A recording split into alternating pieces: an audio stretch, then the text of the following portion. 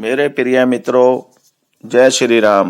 मैं मनोज भाई ज्योतिषाचार्य आज फिर एक बार आपके सम्मुख उपस्थित हुआ हूँ, जिसमें कल मैंने आपको बताया भी था कि हम बात करेंगे कि आपकी कुंडली में विद्या प्राप्त करने के क्या योग हैं और आपको किस तरफ जाना है, कौन सी विद्या ग्रहण करनी है जिससे आप उसमें कामयाब हों। उन्हीं को लेकर जो कल मेरा टॉपिक कुछ बचा था उसी के बारे में आपको बताऊंगा, जिसमें आज मैं आपको ज्यादा ना पढ़ते हुए आपको सूक्ष्म ही तरीके से कैसे ज्ञात करेंगे उसके बारे में आपको विस्तार से बताता हूं कि अगर आपकी कुंडली के पहले, दूसरे, तीसरे, चौथे, पांचवें या 9वें और 11वें भावों के स्वामी ग्रह एवं विद्या सूचक व कारक ग्रह कुंडली के भावों में कहीं भी हो तो आप अपने कारक तत्व, स्वभाव आदि के अनुसार व्यक्ति कौन सी विद्या प्रदान करने वाला बनाते हैं। अगर आपकी कुंडली में जो मैंने आपको भाव बताए, पहला, दूसरा, तीसरा, चौथा, पांचवा, 9वां और 11वां भावों में या उनके स्वामी के लिए अगर मंगल और सूर्य इन्हीं भावों में किसी में है या एक साथ हैं तो आपको डॉक्टरी या नर्सिंग की तरफ आपको शिक्षा ग्रहण करनी चाहिए, उसमें आपको कामयाबी मिलेगी। अगर आपकी कुंडली में उसी तरह जो मैंने भाव पहले आपको बताए हैं उनमें मंगल, सूर्य, बुध एक साथ हों या अलग अलग हों, इन्हीं भावों में होने चाहिए तो आप पैरामेडिकल की तरफ जा सकते हैं और उसमें आपको कामयाबी मिलेगी। अगर आपकी कुंडली में जो मैंने भाव बताए हैं 1, 2, 3, 4, 5, 9 और 11, अगर उन्हीं में चंद्र, बुध, गुरु है तो आपकी डॉक्टरी लाइन बनती है कि आपको डॉक्टरी लाइन में जाना चाहिए। और अगर आपकी कुंडली में सूर्य, गुरु व शुक्र अगर इन्हीं भावों में विराजमान है 1, 2, 3, 4, 5, 9, 11 में तो आपको नर्सिंग और मेडिकल की परीक्षा में कामयाबी मिलेगी, उधर ही आपको जाना चाहिए। और अगर आपकी कुंडली में 1, 2, 3, 4, 5, 9, 11 भावों में ही आपको मंगल, बुध, चंद्र हैं तो आप इंजीनियरिंग लाइन में जाएंगे और आप टेक्निकल फील्ड को पकड़ेंगे तो आपको कामयाबी मिलेगी। और अगर आपकी कुंडली में सूर्य, गुरु, बुध इन्हीं भावों में हो तो आपको मेडिकल, वैद्य या शास्त्र संबंधित शिक्षा ग्रहण करनी चाहिए, जिसमें आपको कामयाबी मिलेगी और आपको फील्ड चुनना चाहिए। और अगर आपकी कुंडली के इन्हीं भावों में जो मैंने आपको बताया पहले भी सूर्य, मंगल, गुरु हो तो आपको मेडिकल या इंजीनियरिंग लाइन में आपको कैरियर चुनना चाहिए। और अगर बुध और मंगल हो तो आपको MBA की शिक्षा ग्रहण करनी चाहिए और आपको उसी में कामयाबी मिलेगी। साथ ही अगर सूर्य, मंगल, बुध आपको इन्हीं भावों में हो आपकी कुंडली के तो आपको इंजीनियरिंग की परीक्षा लाइन जो है पकड़नी चाहिए और उसी में शिक्षा ग्रहण करनी चाहिए।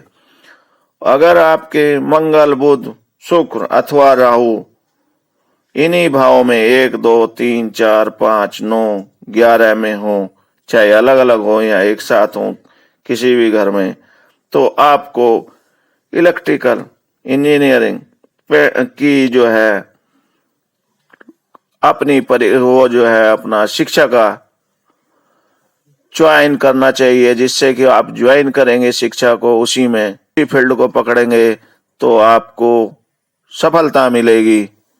और अगर आपकी कुंडली के इन्हीं भावों में जो मैंने आपको पहले भी बताए हैं बुध, शुक्र एक साथ हो या इन्हीं भावों में किसी भी घर में बैठे हों तो आपको पेंटिंग, चित्रकला, साज, आवाज, गीत संगीत, अर्ध सरकारी और उद्योग की तरफ शिक्षा ग्रहण करनी चाहिए। इन्हीं में आपको कामयाबी मिलेगी और इन्हीं रास्ते पर आपको वो लेके जाएंगे।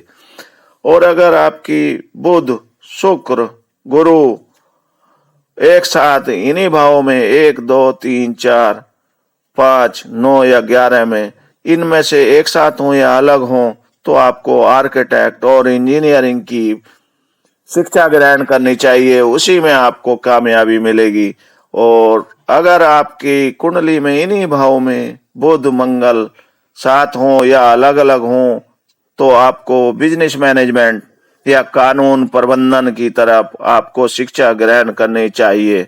साथ ही अगर सूर्य, बुध, गुरु अथवा बुध, गुरु इन्हीं भावों में जो मैंने आपको पहले बताए हैं, तो उन्हीं में हो, तो आपको कानून की शिक्षा ग्रहण करनी चाहिए। उन्हीं के क्षेत्र में आपको लेकर जाएगा आपका कैरियर। और अगर आपकी कुंडली में बुध, मंगल, गुरु इन्हीं भावों में अथवा अलग अलग या एक साथ हो, तो आपको वकालत का क्षेत्र पकड़ना चाहिए। इन्हीं में आपको कामयाबी मिलेगी।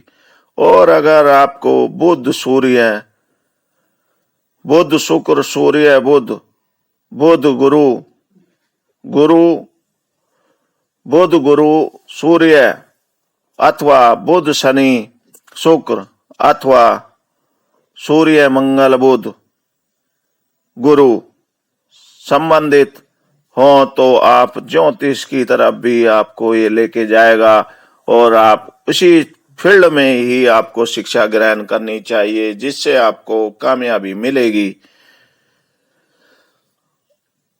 अब तक मैंने जो आपको बताया है, पिछली बार भी बताया था कि आप अपनी कुंडली से देखकर ही ये पहचान कर लेंगे कि आपको किसी ज्योतिष के पास जाने की जरूरत नहीं है, किसी से पूछने की जरूरत नहीं है। आप अपनी कुंडली खोलें और उसमें देखें आपके जो मैंने योग बताए हैं वो आपकी कुंडली के किन किन भावों में बैठे हैं ग्रह, तो उन्हीं के अकॉर्डिंग आप अपना शिक्षा का चयन करें और अपने जीवन को सफल बनाएं। अब मेरे हिसाब से आप लोगों को ये सारी बातें तो समझ में आ गई होंगी। फिर भी अगर किसी को कहीं डाउट, कोई दिक्कत, परेशानी महसूस हो, तो आप मेरा जो आप जानते ही हैं YouTube पर जो मनोज भाई ज्योतिष आचार्य के नाम से चैनल है, उसको कमेंट बॉक्स जो है उसका, उसमें अपना कमेंट डाले और मैं आपको पॉजिटिव रिप्लाई दूंगा।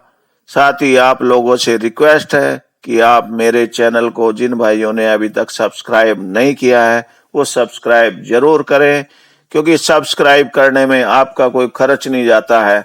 मेरे को जरूर मोटिवेशन होता है और मेरी प्रेरणा बढ़ती है कि आप लोगों को नई नई जानकारी देता रहूं। और जिन भाइयों ने किया है उनके लिए धन्यवाद। और अगर आप लोगों को मेरी ये वीडियो अच्छी लगी हो तो उसको लाइक करें और साथ ही उसको शेयर जरूर करें और साथ ही सब्सक्राइब के साथ बेल आइकन भी दबाएं, जिससे आपको नई नई मेरी वीडियो मिलती रहे समय समय पर, जो मैं दूंगा और अच्छी अच्छी जानकारी आपको प्रदान करूंगा। अब मैं इन्हीं सभी बातों के बाद आपको अपनी वाणी को विराम देता हूं और कल फिर मैं आपके सम्मुख उपस्थित हुआ एक नए विषय को लेकर। जय श्री राम।